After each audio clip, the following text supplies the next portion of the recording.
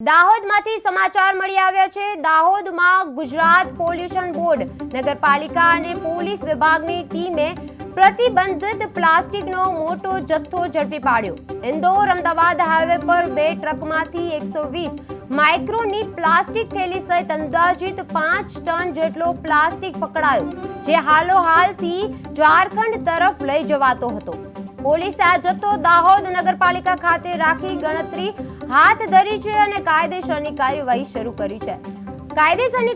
શરૂ કરી છે। દાહોદમાં પ્રતિબંધિત પ્લાસ્ટિક ઝડપાયો છે। ઇન્દોર અમદાવાદ હાઈવે પર દરોડો પાડ્યો છે અને 2 ટ્રકમાંથી 5 ટન પ્લાસ્ટિક મળી આવ્યું છે। હાલોહાલથી ઝારખંડ લઈ જવાતો હતો અને નગરપાલિકા ખાતે પ્લાસ્ટિક ગણતરી હાથ ધરાઈ છે। નગરપાલિકા ખાતેથી હાલોલથી ઝારખંડ તરફ લઈ જવાતો હતો। 2 ટ્રકમાંથી 5 ટન પ્લાસ્ટિક હતું અને ઇન્દોર અમદાવાદ હાઈવે પર દરોડો પડ્યો છે।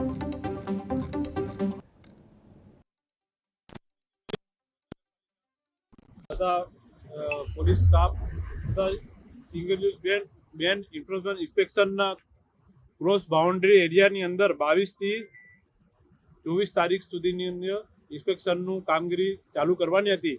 તો આજ રોજ અમે સંયુક્ત જીપીસીબી તથા નગરપાલિકા તથા પોલીસ જે અમે સંયુક્ત કામ જોડે પરિપત્ર આધારે કરી છે, એની અંદર 120 માઇક્રોનથી ઓછી વાળી પ્લાસ્ટિક બેગો અમે પકડી છે। એક આપ જોઈ શકો એક ટ્રક છે અને આ બીજી ટ્રકમાં છે। હવે એ ચકાસણી કરી અને આ બાબત જે જીપીસીબીના નોર્મ્સ અને જીપીસી નોર્મ્સના આધારે આગળની કાર્યવાહી કરવામાં આવશે। સર, આ માલ ક્યાંથી ક્યાં જતો? આ માલ હાલોલથી આવ્યો છે અને એક અકલેશ્વરથી છે અને આ બધા ઝારખંડ અને છત્તીસગઢ જાય છે।